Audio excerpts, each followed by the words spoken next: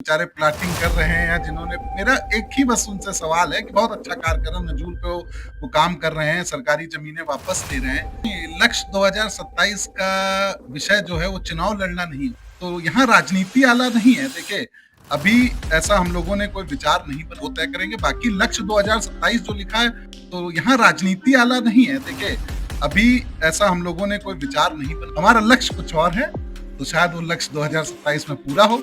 मौजूदा समय में जिलाधिकारी राजा गणपत आर के बारे में क्या कहेंगे आप? इतने अच्छे व्यक्ति हैं, ठीक है, अच्छा कार्य कर रहे हैं, क्योंकि प्रॉपर्टी डीलर अपना प्लाट बेच के चले गए, ठीक है।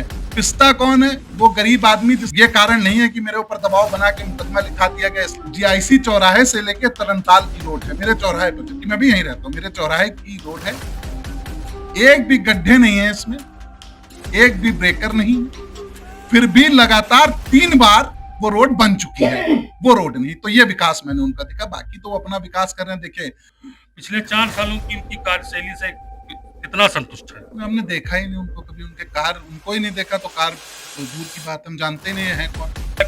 अवैध वसूली समाप्त हो गई? देखिए, मेरे हिसाब से तो हो गई। देखिए, यहाँ पर गद्दियों का बड़ा आतंक था, जिस तरीके से घटनाएं हो रही हैं, तो कहीं ना कहीं तो बदमाशी है, पर जिस पिछली सरकारों में जो बदमाशी थी वो इस सरकार में हमने चाहा ही नहीं कि हमारा कोई व्यक्ति आगे बढ़े, और जो आगे बढ़ना चाहता है तो उसका टांग घसीटने का काम हमने किया।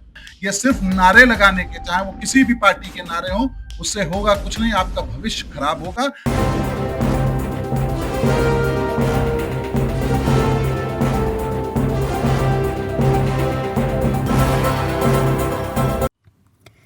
राष्ट्रीय हिंदू शेर सेना की राष्ट्रीय अध्यक्ष विकास हिंदू से स्टेट न्यूज 24 के editor in chief Pankaj Shukla ने खास बातचीत की।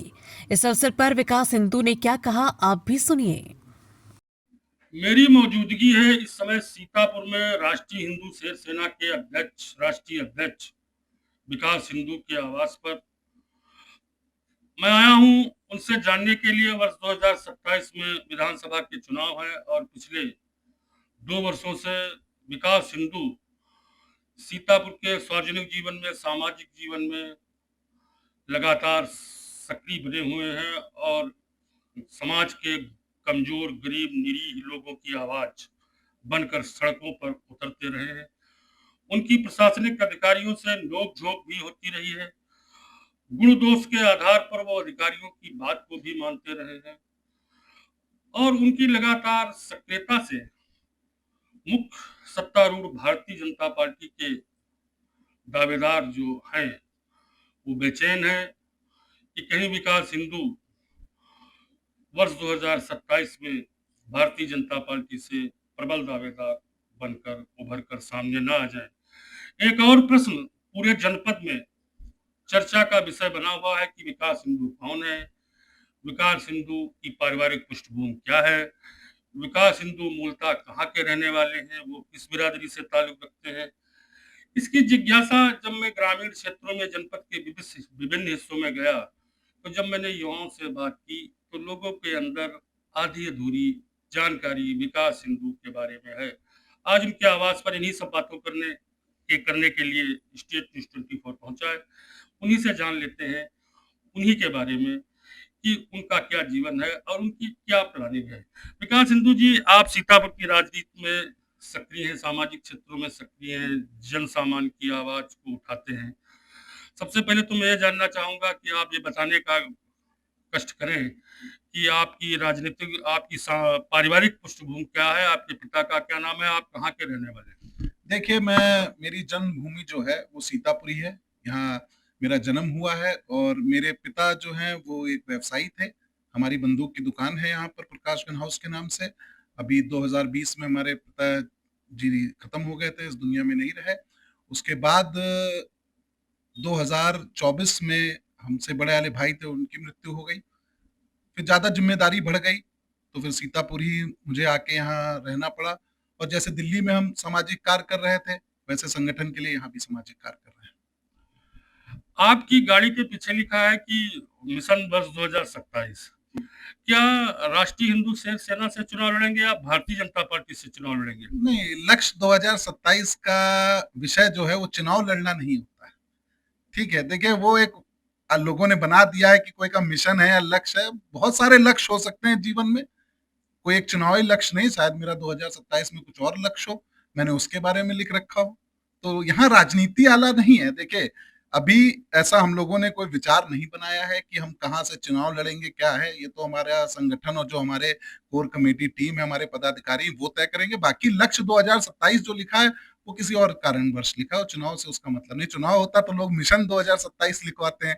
सब गाड़ियों पे आपने देखा होगा जो चर्चा है, जो आजकल फेसबुक पे देख रहे हैं। हमारा लक्ष्य कुछ और है, तो शायद वो लक्ष्य 2027 में पूरा हो। कुछ ऐसी समाज सेवाएं हैं जो हमारे से अभी नहीं हो पा रही हैं, तो 2027 को हमने एक लक्ष्य बना के रखा है कि हम 2027 में कुछ बड़ा करेंगे। विकास जी, अभी आप एक जन समस्याओं को लेकर फुटपाथ पर जो दुकानदार थे उनको लेकर आप जिलाधिकारी कार्यालय पहुंचे। जिलाधिकारी महोदय ने आपको अंदर बुला लिया, आपसे वार्ता हुई और आपने अपना प्रदर्शन समाप्त कर दिया। मौजूदा समय में जिलाधिकारी राजा गणपत आर के बारे में क्या कहेंगे आप? नहीं, अच्छे व्यक्ति हैं, ठीक है, अच्छा कार्य कर रहे हैं, ठीक है, बढ़िया। जो बेचारे प्लाटिंग कर रहे हैं, या जिन्होंने, मेरा एक ही बस उनसे सवाल है कि बहुत अच्छा कार्य कर रहे हैं, नजूल पे वो काम कर रहे हैं, सरकारी जमीनें वापस ले रहे हैं।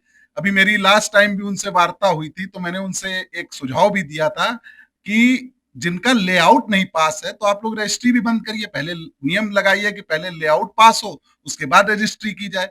क्योंकि प्रॉपर्टी डीलर अपना प्लाट बेच के चले गए, ठीक है। पिस्ता कौन है? वो गरीब आदमी जिसने अपने जीवन भर की कमाई उस प्लाट में अपना घर बनाने के लिए वो प्लाट लेके अपने जीवन भर की कमाई उसमें लगा दी। बाद में क्या होता है, आप जो नुकसान हो रहा है वो किसी प्रॉपर्टी डीलर का नहीं हो रहा है। भाई, प्रॉपर्टी डीलर तो अपना वहां बेच के चला गया जमीन, उसने पैसे ले लिए। नुकसान किसका हो रहा है?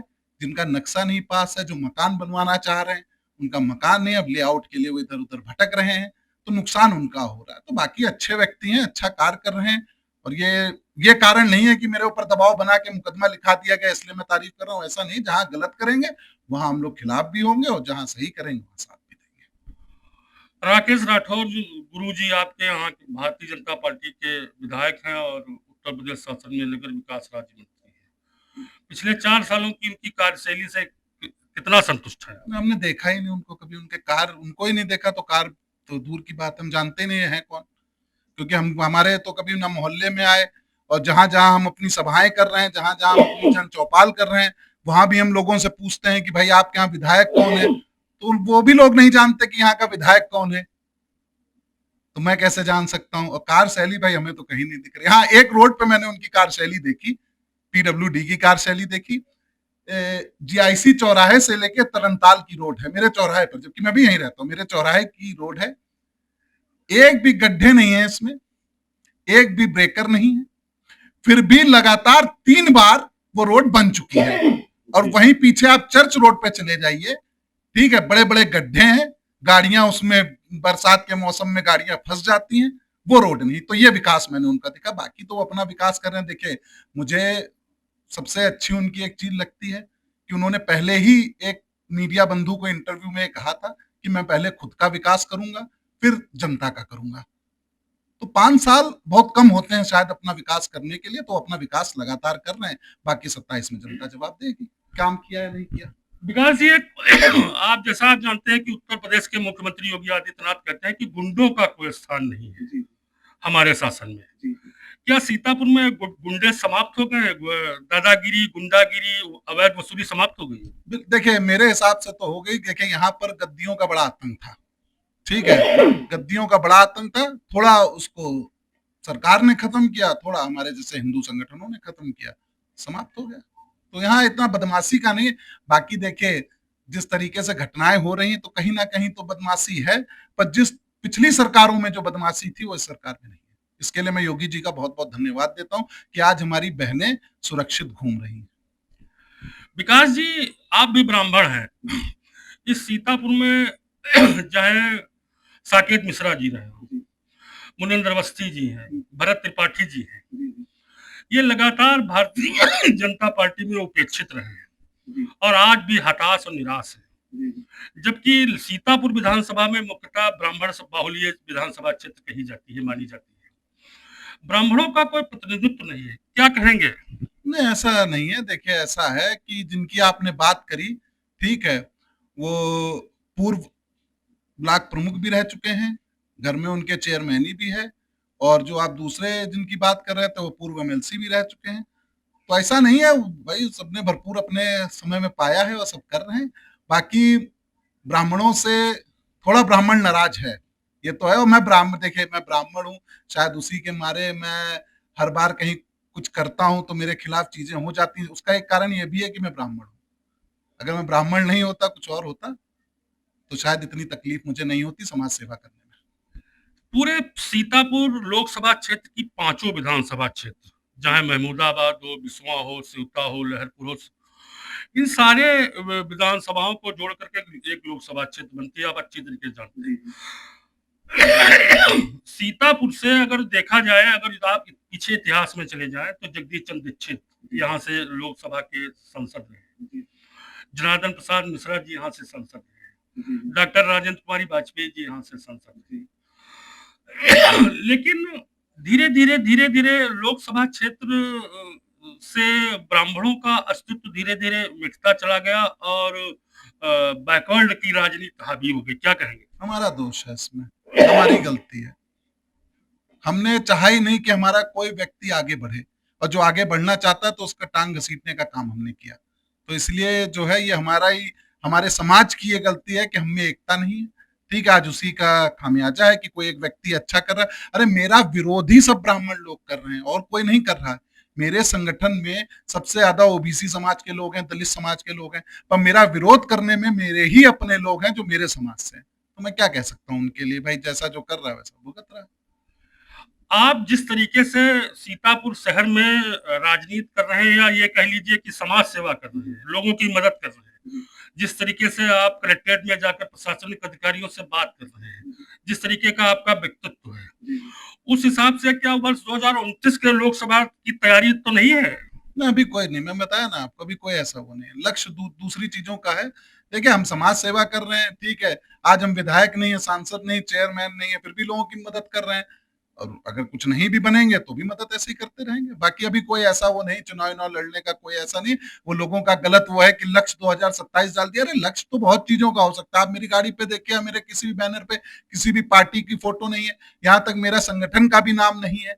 ये तो विकास हिंदू का एक मिशन 2027 का कोई लक्ष्य है, वो पूरा करना चाहते हैं। तो मोटिवेशन के लिए हमने अपनी गाड़ियों में ये लिखवा रखा है, लक्ष्य 2027, कि मुझे अपनी चीजें याद दिलाता रहे। हमारा लक्ष्य क्या है, ये मुझे रोज याद रहता रहे, इसलिए मैंने 2027 लक्ष्य डाल रखा है। सीतापुर जनपद के उज्जवल भविष्य के लिए, आने वाले समय के लिए क्या संदेश देना चाहेंगे युवा वर्ग को? देखिए युवाओं से मेरा एक ही निवेदन है, मैं अपने हर कार्यक्रम में हर जगह मैं उनसे यही कहता हूं कि देखिए सबसे पहले है आपका जीवन, उसके बाद आपके माता पिता, उसके बाद आपका भविष्य कि आप क्या बनना चाहते हैं, और उसके बाद अगर कोई भी आपको समय मिलता है तो ही किसी संगठन या किसी पार्टी में रहें आप।